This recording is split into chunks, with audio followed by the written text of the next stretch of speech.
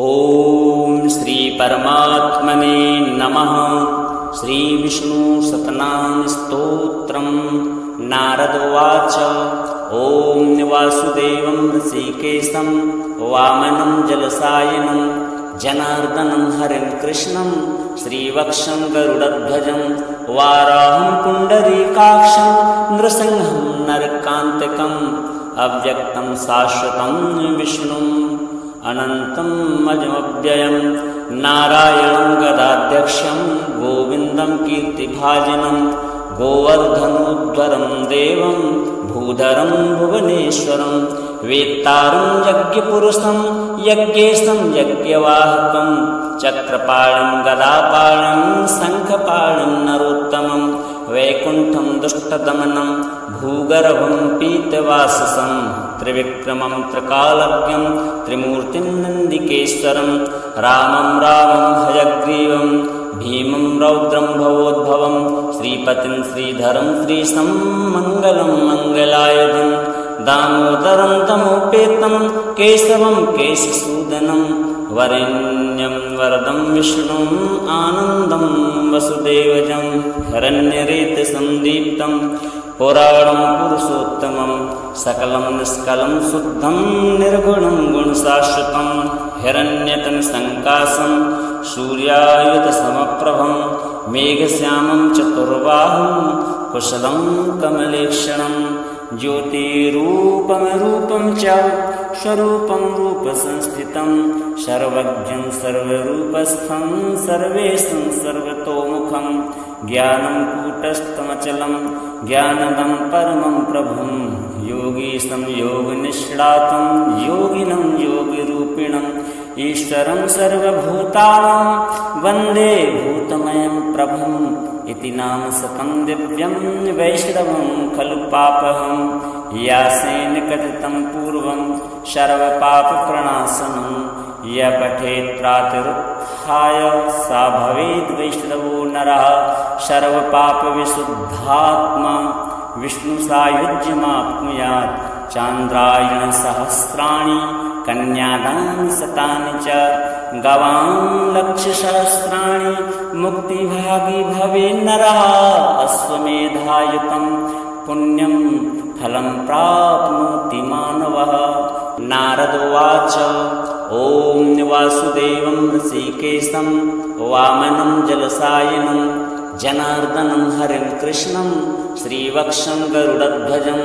वाराहं पुण्डरीकाक्षं नृसिंहं नरकान्तकम् अव्यक्तं शाश्वतं विष्णुम् अनन्तम् अजमव्ययं नारायणं गदाध्यक्षं गोविन्दं कीर्तिभाजनं गोवर्धनोद्धरं देवं भूधरं भुवनेश्वरं वेत्तारं यज्ञपुरुषं यज्ञेशं यज्ञवाहकं चक्रपाणं गदापाणं शङ्खपाणं नरोत्तमं वैकुण्ठं दुष्टदमनं भूगर्भं पीतवाससं त्रिविक्रमं त्रिकालज्ञं त्रिमूर्तिं नन्दिकेश्वरं रामं हयग्रीवं भीमं रौद्रं भवोद्भवं श्रीपतिं श्रीधरं श्रीशं मङ्गलं मङ्गलायुधं दामोदरं तमोपेतं केशवं केशसूदनं वरेण्यं वरदं विष्णुम् आनन्दं वसुदेवजं हिरण्यरेतसन्दीप्तं पुराणं पुरुषोत्तमं सकलं निष्कलं शुद्धं निर्गुणं गुणशाश्वतं हिरण्यतनसङ्काशं सूर्यायुधसमप्रभं मेघश्यामं चतुर्बाहुं कुशलं कमलेक्षणं ज्योतिरूपं रूपं च स्वरूपं रूपसंस्थितं सर्वज्ञं सर्वरूपस्थं सर्वेशं सर्वतोमुखं ज्ञानं कूटस्थमचलं ज्ञानदं परमं प्रभुं योगीशं योगनिष्णातं योगिनं योगिरूपिणम् ईश्वरं सर्वभूतानां वन्दे भूतमयं प्रभुम् इति नाम शतं दिव्यं वैष्णवं खलु पापहं यासेन कथितं पूर्वं सर्वपापप्रणाशनं य पठेत् प्रातरुत्थाय सा भवेद् वैष्णवो नरः सर्वपापविशुद्धात्मा विष्णुसायुज्यमाप्नुयात् चान्द्रायणसहस्राणि कन्यादान शतानि च गवां लक्षसहस्राणि मुक्तिभागी भवे नरः अश्वमेधायुतं पुण्यं फलं प्राप्नोति मानवः। नारद उवाच ॐ वासुदेवं ऋषिकेशं वामनं जलसायनं जनार्दनं हरिं कृष्णं श्रीवक्षं गरुडध्वजं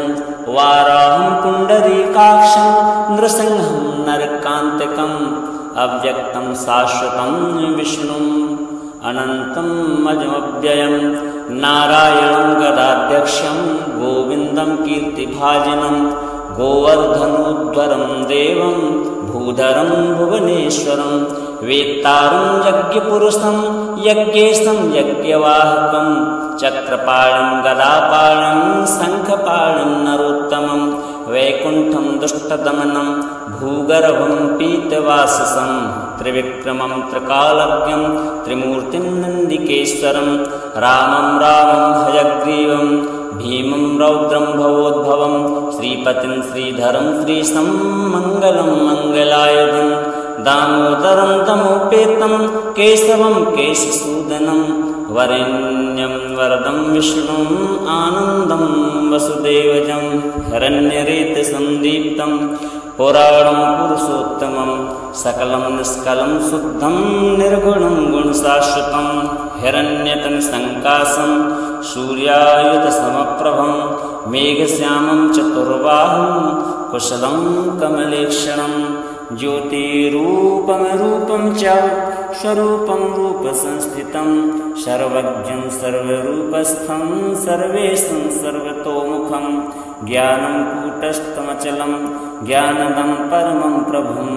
योगीशं योगनिष्णातं योगिनं योगिरूपिणम्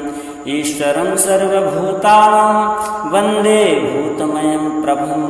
इति नाम शतं दिव्यं वैष्णवं खलु पापहं यासेन कथितं पूर्वं सर्वपापप्रणाशनं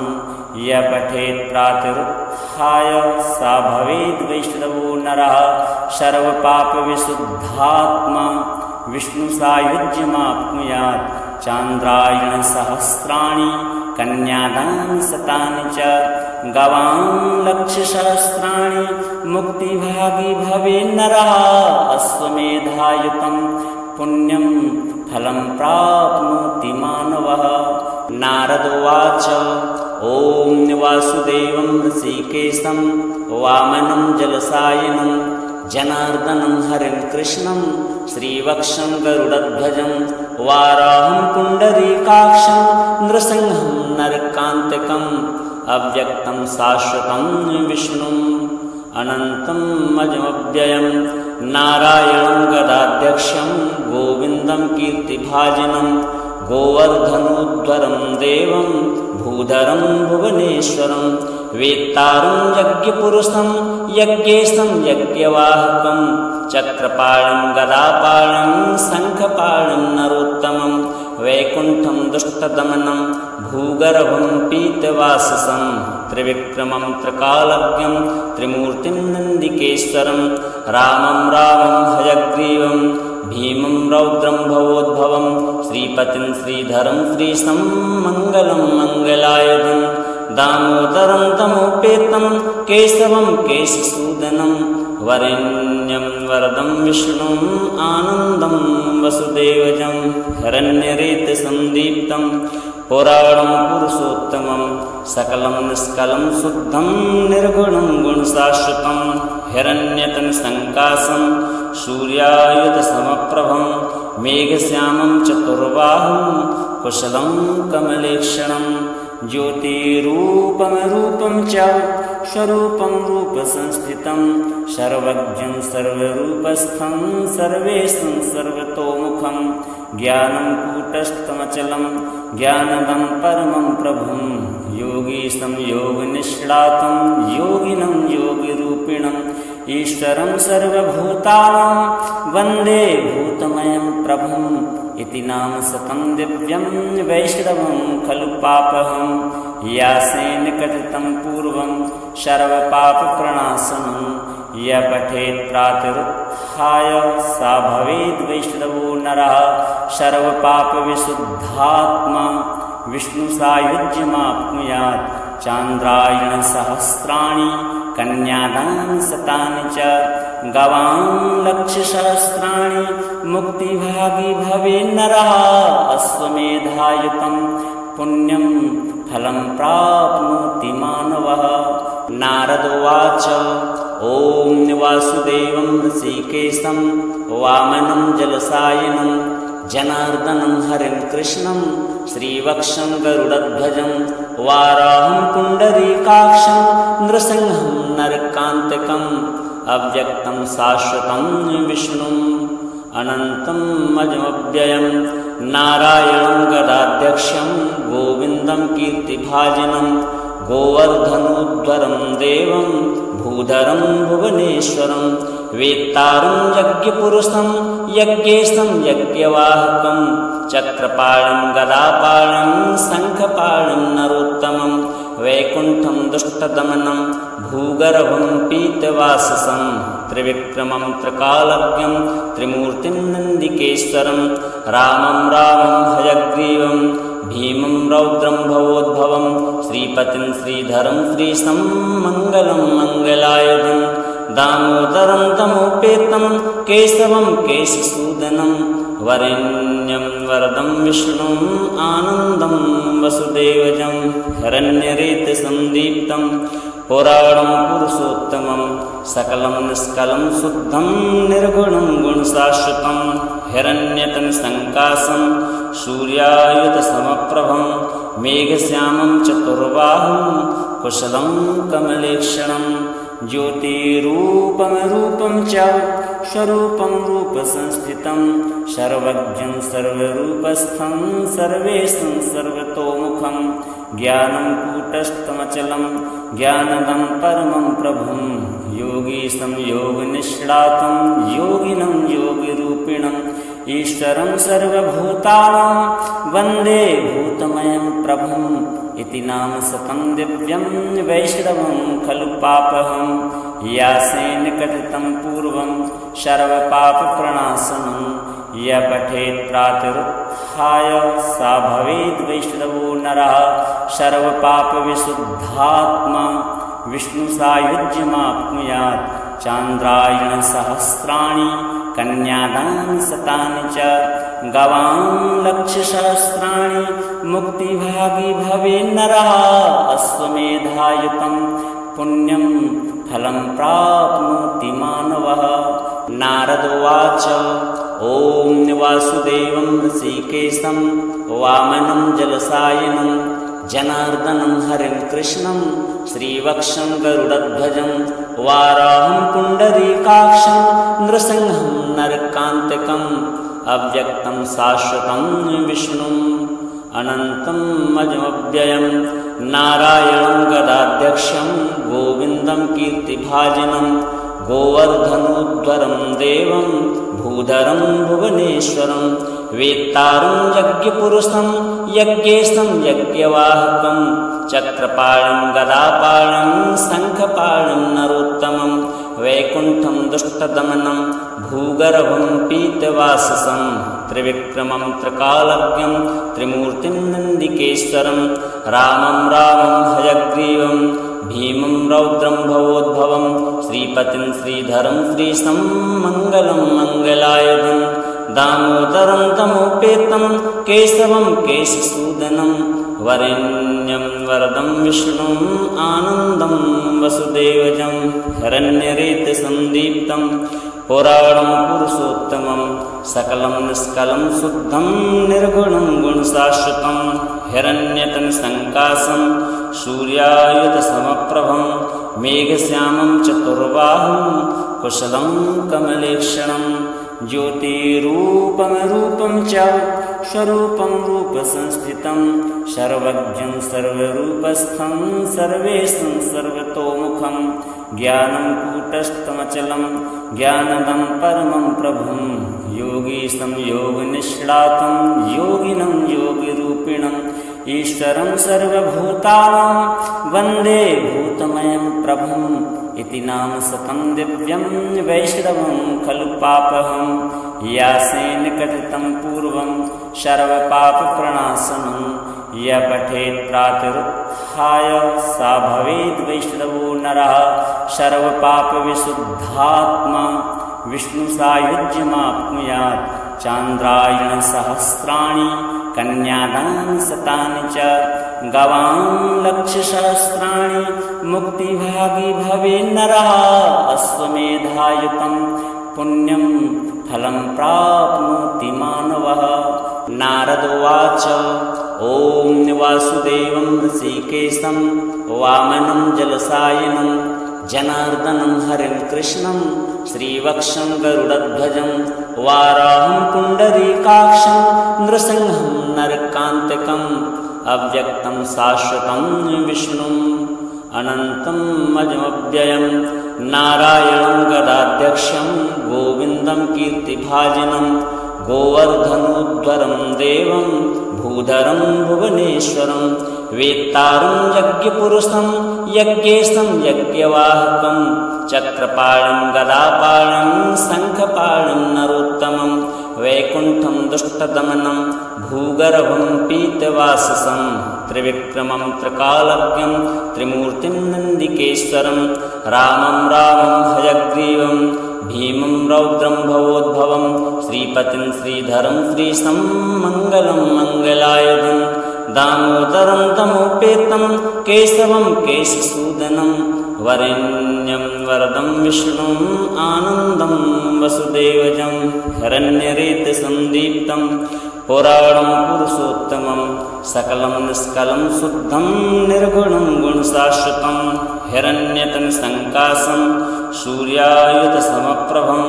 मेघश्यामं चतुर्बाहुं कुशलं कमलेक्षणं ज्योतिरूपं च स्वरूपं रूपसंस्थितं सर्वज्ञं सर्वरूपस्थं सर्वेशं सर्वतोमुखं ज्ञानं कूटस्थमचलं ज्ञानदं परमं प्रभुं योगीशं योगनिष्णातं योगिनं योगिरूपिणम् ईश्वरं सर्वभूतानां वन्दे भूतमयं प्रभुम् इति नाम सकं दिव्यं वैष्णवं खलु पापहं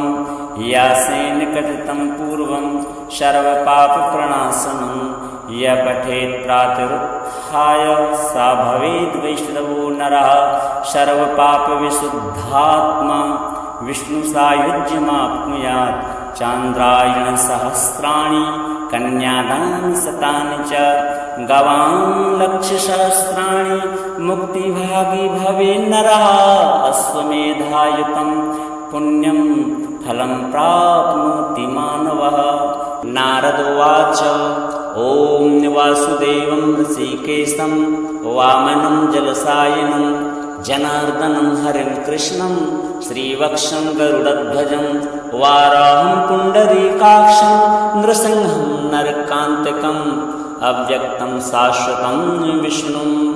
अनन्तम् अजमव्ययं नारायणं गदाध्यक्षं गोविन्दं कीर्तिभाजनं गोवर्धनोद्धरं देवं भूधरं भुवनेश्वरं वेत्तारं यज्ञपुरुषं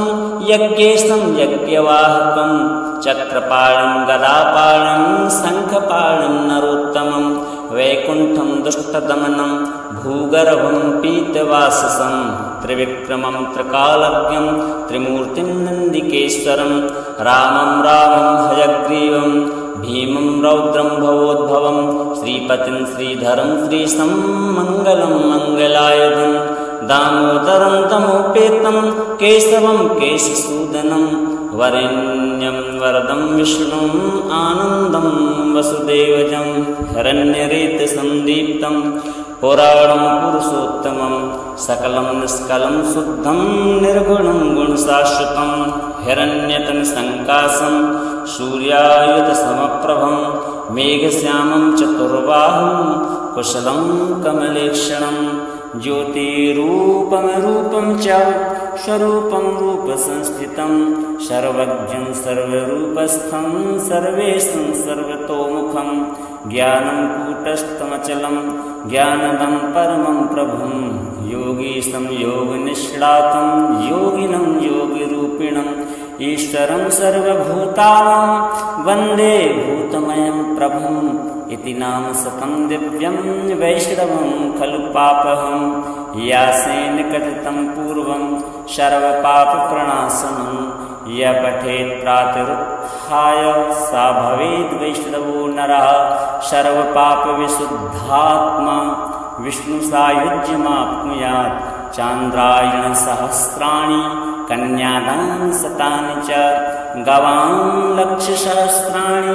मुक्तिभागी भवे नरः अश्वमेधायुतं पुण्यं फलं प्राप्नोति मानवः। नारद उवाच ॐ वासुदेवं ऋषिकेशं वामनं जलसायनं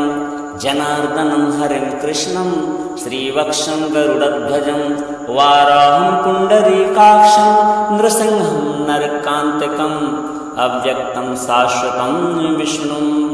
अनन्तं अजमव्ययं नारायणं गदाध्यक्षं गोविन्दं कीर्तिभाजनं गोवर्धनोद्धरं देवं भूधरं भुवनेश्वरं वेत्तारं यज्ञपुरुषं यज्ञेशं यज्ञवाहकं चक्रपाणं गदापाणं शङ्खपाणं नरोत्तमं वैकुण्ठं दुष्टदमनं भूगर्भं पीतवाससं त्रिविक्रमं त्रिकालज्ञं त्रिमूर्तिं नन्दिकेश्वरं रामं हयग्रीवं भीमं रौद्रं भवोद्भवं श्रीपतिं श्रीधरं श्रीशं मङ्गलं मङ्गलायुधं दामोदरं तमोपेतं केशवं केशसूदनं वरेण्यं वरदं विष्णुम् आनन्दं वसुदेवजं हिरण्यरेतसन्दीप्तं पुराणं पुरुषोत्तमं सकलं निष्कलं शुद्धं निर्गुणं गुणशाश्वतं हिरण्यतनुसङ्काशं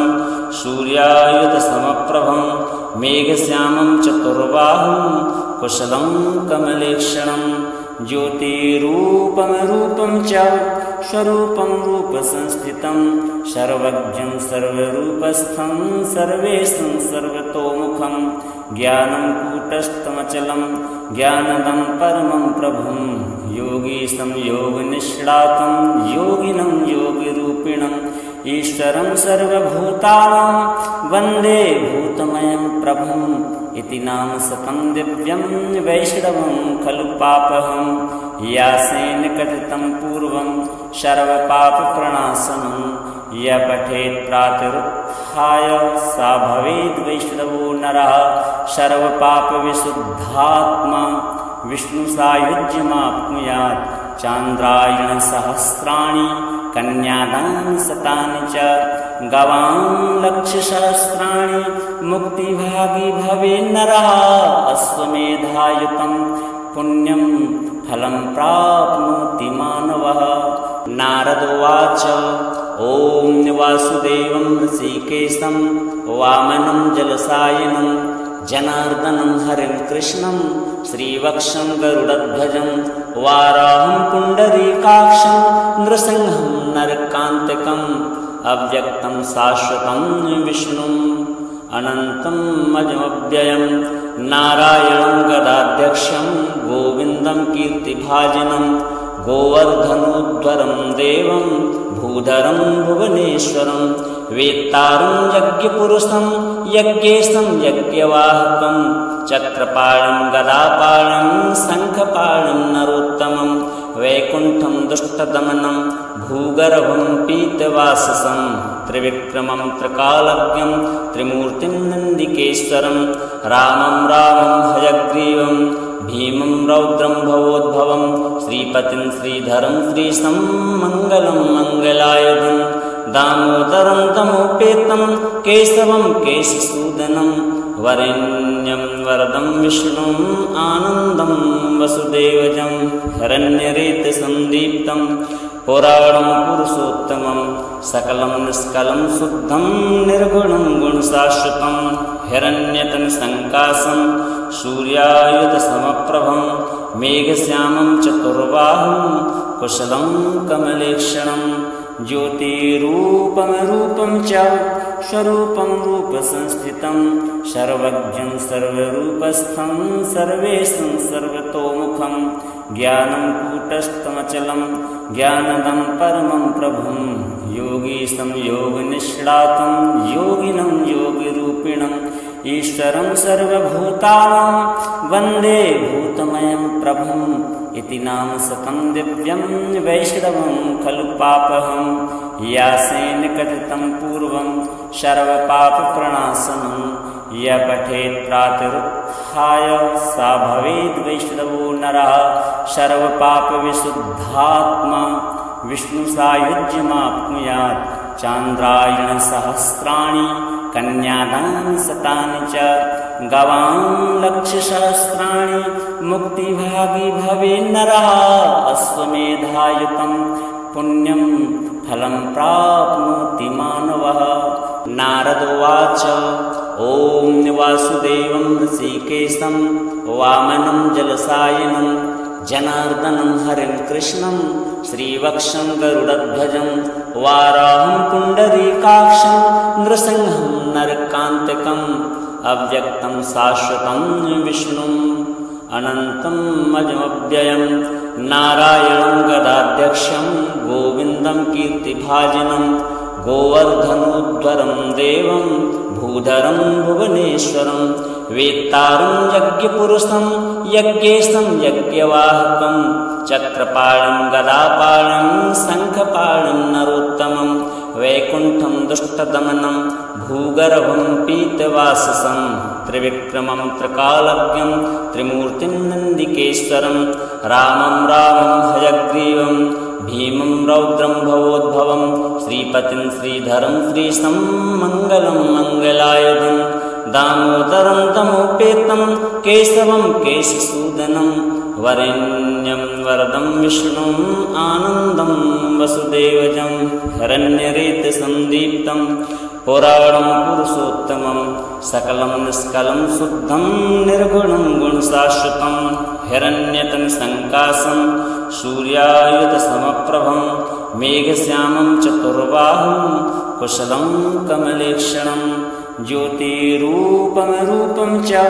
स्वरूपं रूपसंस्थितं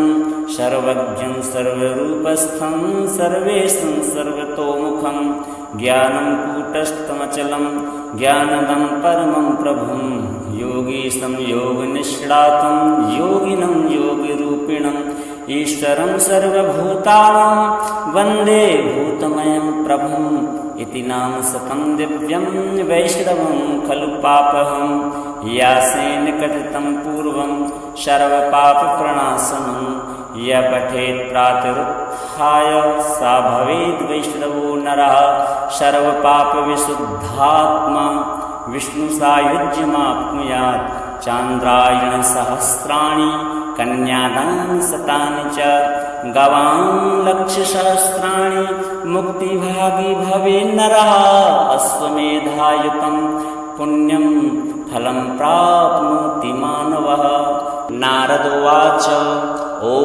वासुदेवं ऋषिकेशं वामनं जलसायनं जनार्दनं हरिं कृष्णं श्रीवक्षं गरुडध्वजं वाराहं पुण्डरीकाक्षं नृसिंहं नरकान्तकम् अव्यक्तं शाश्वतं विष्णुम् अनन्तं अजमव्ययं नारायणं गदाध्यक्षं गोविन्दं कीर्तिभाजनं गोवर्धनोद्धरं देवं भूधरं भुवनेश्वरं वेत्तारं यज्ञपुरुषं यज्ञेशं यज्ञवाहकं चक्रपाणं गदापाणं शङ्खपाणं नरोत्तमं वैकुण्ठं दुष्टदमनं भूगर्भं पीतवाससं त्रिविक्रमं त्रिकालज्ञं त्रिमूर्तिं नन्दिकेश्वरं रामं हयग्रीवं भीमं रौद्रं भवोद्भवं श्रीपतिं श्रीधरं श्रीशं मङ्गलं मङ्गलायुधं दामोदरं तमोपेतं केशवं केशसूदनं वरेण्यं वरदं विष्णुम् आनन्दं वसुदेवजं हिरण्यरेतसन्दीप्तं पुराणं पुरुषोत्तमं सकलं निष्कलं शुद्धं निर्गुणं गुणशाश्वतं हिरण्यतनुसङ्काशं सूर्यायुधसमप्रभं मेघश्यामं चतुर्बाहुं कुशलं कमलेक्षणं ज्योतिरूपं रूपं च स्वरूपं रूपसंस्थितं सर्वज्ञं सर्वरूपस्थं सर्वेशं सर्वतोमुखं ज्ञानं कूटस्थमचलं ज्ञानदं परमं प्रभुं योगीशं योगनिष्णातं योगिनं योगिरूपिणम् ईश्वरं सर्वभूतानां वन्दे भूतमयं प्रभुम् इति नाम शतं दिव्यं वैष्णवं खलु पापहं यासेन कथितं पूर्वं सर्वपापप्रणाशनं य पठेत् प्रातरुत्थाय सा भवेद् वैष्णवो नरः सर्वपापविशुद्धात्मा विष्णुसायुज्यमाप्नुयात् चान्द्रायणसहस्राणि कन्यादानि शतानि च गवां लक्षसहस्राणि मुक्तिभागी भवेन्नरः अश्वमेधायुतं पुण्यं फलं प्राप्नोति मानवः। नारद उवाच ॐ वासुदेवं ऋषिकेशं वामनं जलसायनं जनार्दनं हरिं कृष्णं श्रीवक्षं गरुडध्वजं वाराहं पुण्डरीकाक्षं नृसिंहं नरकान्तकम् अव्यक्तं शाश्वतं विष्णुम् अनन्तम् अजमव्ययं नारायणं गदाध्यक्षं गोविन्दं कीर्तिभाजनं गोवर्धनोद्धरं देवं भूधरं भुवनेश्वरं वेत्तारं यज्ञपुरुषं यज्ञेशं यज्ञवाहकं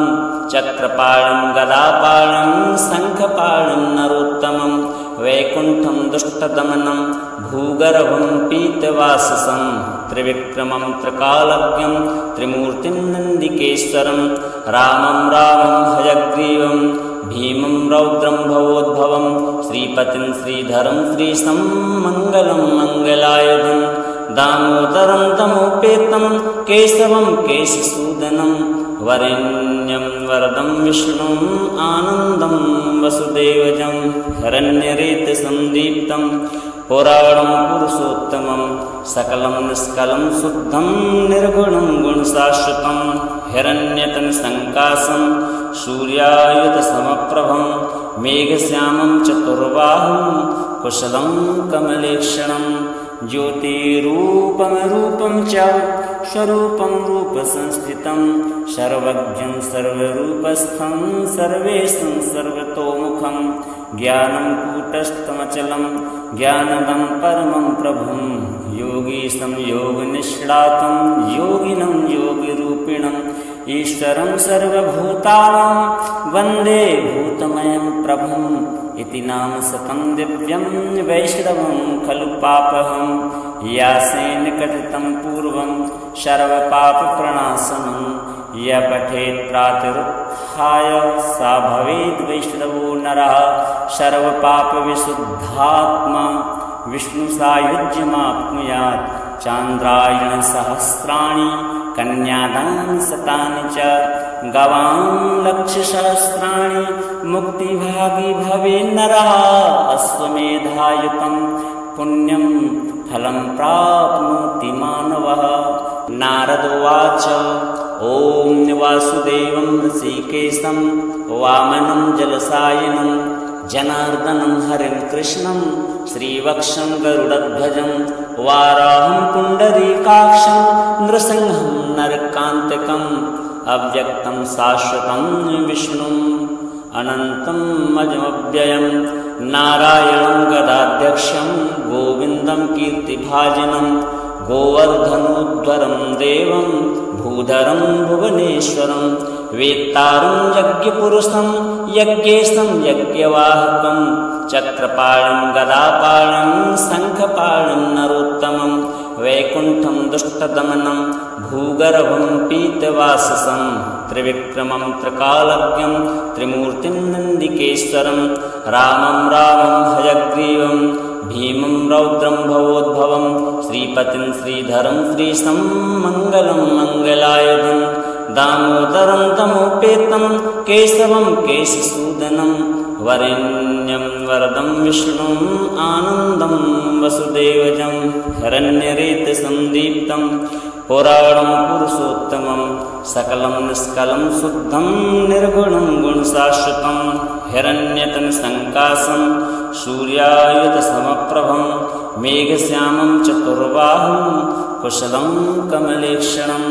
ज्योतिरूपमरूपं च स्वरूपं रूपसंस्थितं सर्वज्ञं सर्वरूपस्थं सर्वेशं सर्वतोमुखं ज्ञानं कूटस्थमचलं ज्ञानदं परमं प्रभुं योगीशं योगनिष्णातं योगिनं योगिरूपिणम् ईश्वरं सर्वभूतानां वन्दे भूतमयं प्रभुम् इति नाम शतं दिव्यं वैष्णवं खलु पापहं यासेन कथितं पूर्वं सर्वपापप्रणाशनं य पठेत् प्रातरुत्थाय सा भवेद् वैष्णवो नरः सर्वपापविशुद्धात्मा विष्णुसायुज्यमाप्नुयात् चान्द्रायणसहस्राणि कन्यादान शतानि च गवां लक्षसहस्राणि मुक्तिभागी भवे नरः अश्वमेधायुतं पुण्यं फलं प्राप्नोति मानवः। नारद उवाच ॐ वासुदेवं ऋषिकेशं वामनं जलसायनं जनार्दनं हरिं कृष्णं श्रीवक्षं गरुडध्वजं वाराहं पुण्डरीकाक्षं नृसिंहं नरकान्तकम् अव्यक्तं शाश्वतं विष्णुम् अनन्तम् अजमव्ययं नारायणं गदाध्यक्षं गोविन्दं कीर्तिभाजनं गोवर्धनोद्धरं देवं भूधरं भुवनेश्वरं वेत्तारं यज्ञपुरुषं यज्ञेशं यज्ञवाहकं चक्रपाणं गदापाणं शङ्खपाणं नरोत्तमं वैकुण्ठं दुष्टदमनं भूगर्भं पीतवाससं त्रिविक्रमं त्रिकालज्ञं त्रिमूर्तिं नन्दिकेश्वरं रामं हयग्रीवं भीमं रौद्रं भवोद्भवं श्रीपतिं श्रीधरं श्रीशं मङ्गलं मङ्गलायुधं दामोदरं तमोपेतं केशवं केशसूदनं वरेण्यं वरदं विष्णुम् आनन्दं वसुदेवजं हिरण्यरेतसन्दीप्तं पुराणं पुरुषोत्तमं सकलं निष्कलं शुद्धं निर्गुणं गुणशाश्वतं हिरण्यतनुसङ्काशं सूर्यायुधसमप्रभं मेघश्यामं चतुर्बाहुं कुशलं कमलेक्षणं ज्योतिरूपमरूपं च स्वरूपं रूपसंस्थितं सर्वज्ञं सर्वरूपस्थं सर्वेशं सर्वतोमुखं ज्ञानं कूटस्थमचलं ज्ञानदं परमं प्रभुं योगीशं योगनिष्णातं योगिनं योगिरूपिणम् ईश्वरं सर्वभूतानां वन्दे भूतमयं प्रभुम् इति नाम शतं दिव्यं वैष्णवं खलु पापहं यासेन कथितं पूर्वं सर्वपापप्रणाशनं य पठेत् प्रातरुत्थाय सा भवेद् वैष्णवो नरः सर्वपापविशुद्धात्मा विष्णुसायुज्यमाप्नुयात् चान्द्रायणसहस्राणि कन्यादान शतानि च गवां लक्षसहस्राणि मुक्तिभागी भवे नरः अश्वमेधायुतं पुण्यं फलं प्राप्नोति मानवः। नारद उवाच ॐ वासुदेवं ऋषिकेशं वामनं जलसायनं जनार्दनं हरिं कृष्णं श्रीवक्षं गरुडध्वजं वाराहं पुण्डरीकाक्षं नृसिंहं नरकान्तकम् अव्यक्तं शाश्वतं विष्णुम् अनन्तम् अजमव्ययं नारायणं गदाध्यक्षं गोविन्दं कीर्तिभाजनं गोवर्धनोद्धरं देवं भूधरं भुवनेश्वरं वेत्तारं यज्ञपुरुषं यज्ञेशं यज्ञवाहकं चक्रपाणं गदापाणं शङ्खपाणं नरोत्तमं वैकुण्ठं दुष्टदमनं भूगर्भं पीतवाससं त्रिविक्रमं त्रिकालज्ञं त्रिमूर्तिं नन्दिकेश्वरं रामं हयग्रीवं भीमं रौद्रं भवोद्भवं श्रीपतिं श्रीधरं श्रीशं मङ्गलं मङ्गलायुधं दामोदरं तमोपेतं केशवं केशसूदनं वरेण्यं वरदं विष्णुम् आनन्दं वसुदेवजं हिरण्यरेतसन्दीप्तं पुराणं पुरुषोत्तमं सकलं निष्कलं शुद्धं निर्गुणं गुणशाश्वतं हिरण्यतनसङ्काशं सूर्यायुधसमप्रभं मेघश्यामं चतुर्बाहुं कुशलं कमलेक्षणं ज्योतिरूपमरूपं च स्वरूपं रूपसंस्थितं सर्वज्ञं सर्वरूपस्थं सर्वेशं सर्वतोमुखं ज्ञानं कूटस्थमचलं ज्ञानदं परमं प्रभुं योगीशं योगनिष्णातं योगिनं योगिरूपिणम् ईश्वरं सर्वभूतानां वन्दे भूतमयं प्रभुम् इति नाम शतं दिव्यं वैष्णवं खलु पापहं यासेन कथितं पूर्वं सर्वपापप्रणाशनं य पठेत् प्रातरुत्थाय सा भवेद् वैष्णवो नरः सर्वपापविशुद्धात्मा विष्णुसायुज्यमाप्नुयात् चान्द्रायणसहस्राणि कन्यादान शतानि च गवां लक्षसहस्राणि मुक्तिभागी भवे नरः अश्वमेधायुतं पुण्यं फलं प्राप्नोति मानवः। नारद उवाच ॐ वासुदेवं ऋषिकेशं वामनं जलसायनं जनार्दनं हरिं कृष्णं श्रीवक्षं गरुडध्वजं वाराहं पुण्डरीकाक्षं नृसिंहं नरकान्तकम् अव्यक्तं शाश्वतं विष्णुम् अनन्तम् अजमव्ययं नारायणं गदाध्यक्षं गोविन्दं कीर्तिभाजनं गोवर्धनोद्धरं देवं भूधरं भुवनेश्वरं वेत्तारं यज्ञपुरुषं यज्ञेशं यज्ञवाहकं चक्रपाणं गदापाणं शङ्खपाणं नरोत्तमं वैकुण्ठं दुष्टदमनं भूगर्भं पीतवाससं त्रिविक्रमं त्रिकालज्ञं त्रिमूर्तिं नन्दिकेश्वरं रामं हयग्रीवं भीमं रौद्रं भवोद्भवं श्रीपतिं श्रीधरं श्रीशं मङ्गलं मङ्गलायुधं दामोदरं तमोपेतं केशवं केशसूदनं वरेण्यं वरदं विष्णुम् आनन्दं वसुदेवजं हिरण्यरेतसन्दीप्तं पुराणं पुरुषोत्तमं सकलं निष्कलं शुद्धं निर्गुणं गुणशाश्वतं हिरण्यतनसङ्काशं सूर्यायुधसमप्रभं मेघश्यामं चतुर्बाहुं कुशलं कमलेक्षणं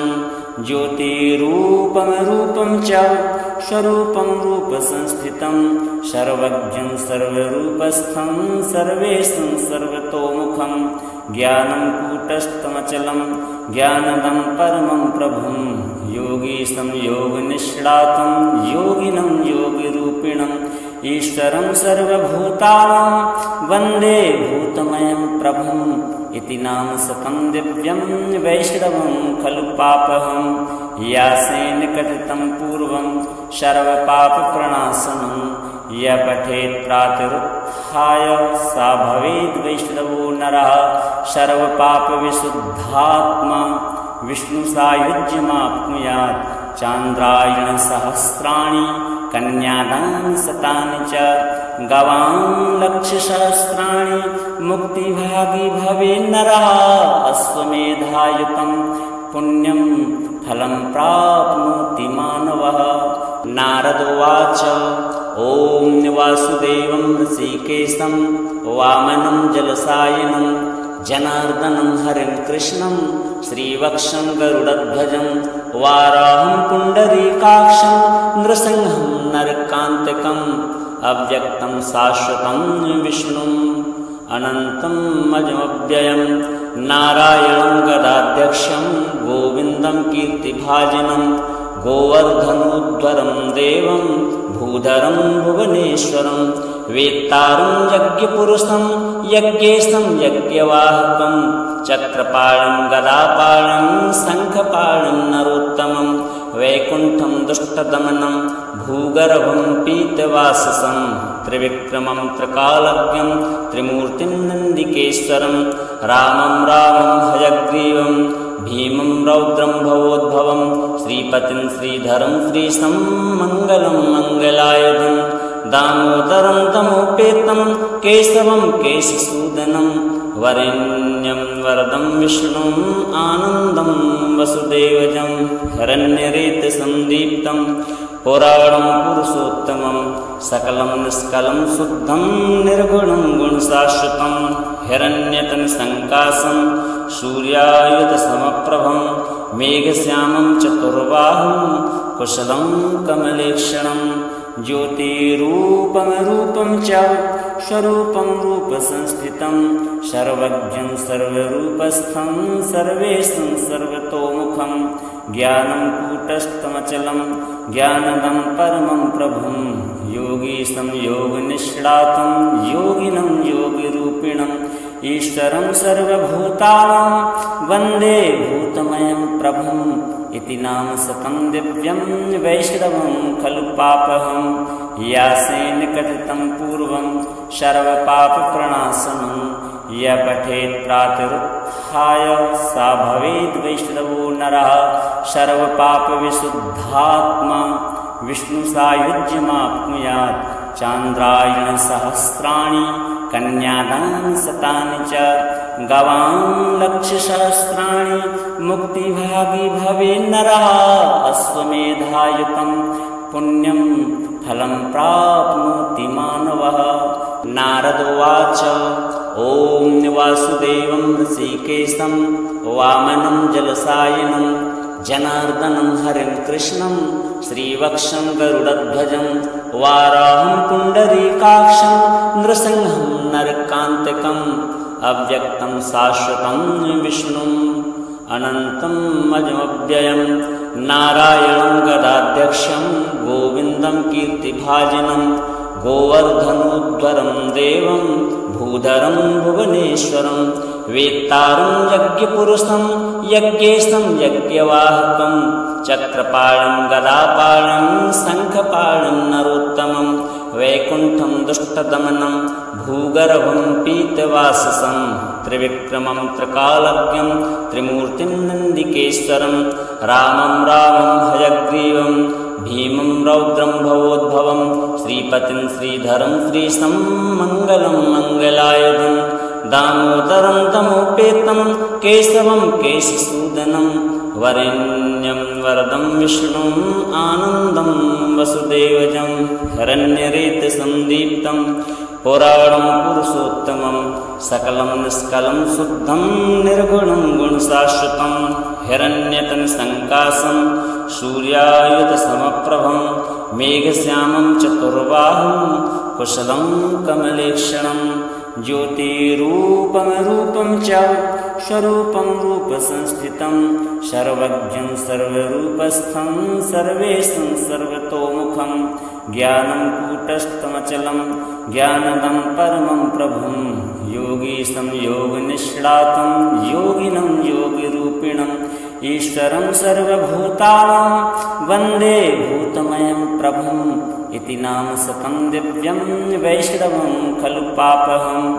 यासेन कथितं पूर्वं सर्वपापप्रणाशनं य पठेत् प्रातरुत्थाय सा भवेद् वैष्णवो नरः सर्वपापविशुद्धात्मा विष्णुसायुज्यमाप्नुयात् चान्द्रायणसहस्राणि कन्यादानशतानि च गवां लक्षसहस्राणि मुक्तिभागी भवेन्नरः अश्वमेधायुतं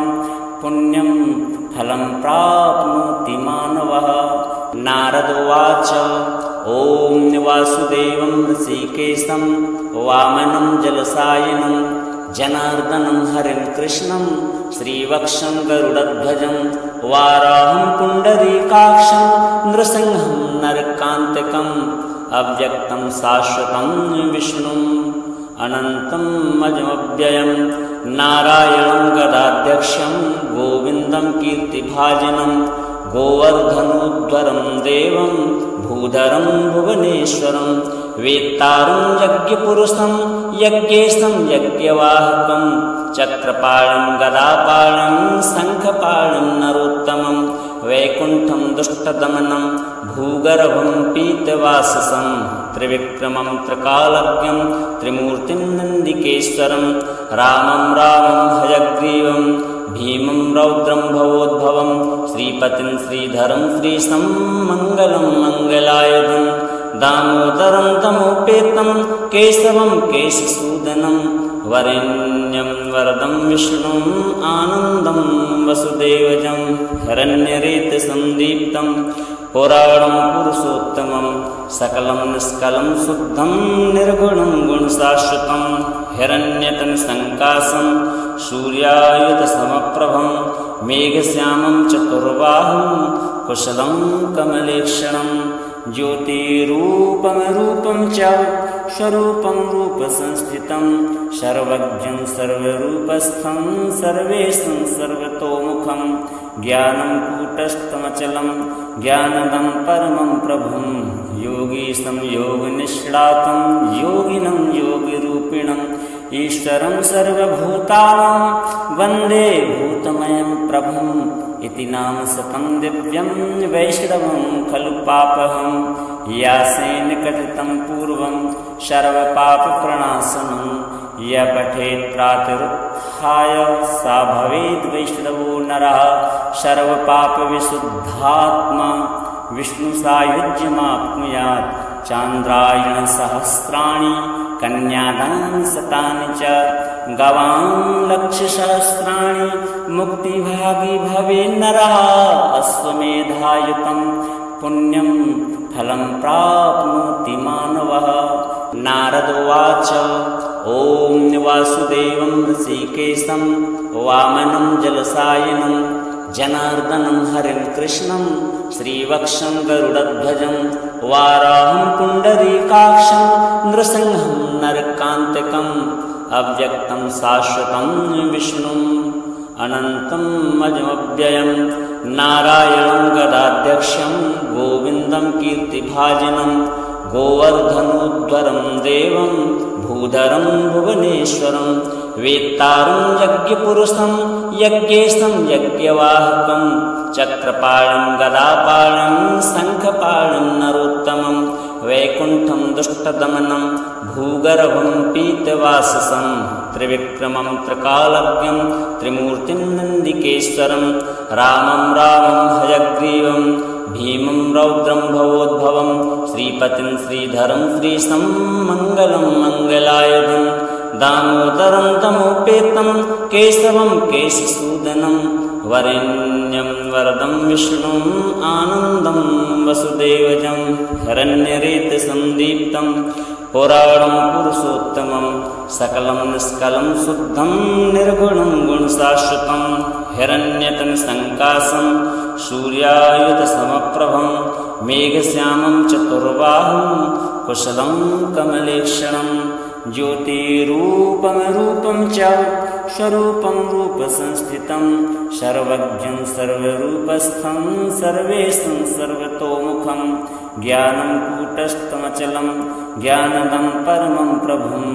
योगीशं योगनिष्णातं योगिनं योगिरूपिणं ईश्वरं सर्वभूतानां वन्दे भूतमयं प्रभुं इति नाम शतं दिव्यं वैष्णवं खलु पापहं यासेन कथितं पूर्वं सर्वपापप्रणाशनं य पठेत् प्रातरुत्थाय सा भवेद् वैष्णवो नरः सर्वपापविशुद्धात्मा विष्णुसायुज्यमाप्नुयात् चान्द्रायणसहस्राणि कन्यादानं शतानि च गवां लक्षसहस्राणि मुक्तिभागी भवेन्नरः अश्वमेधायुतं पुण्यं फलं प्राप्नोति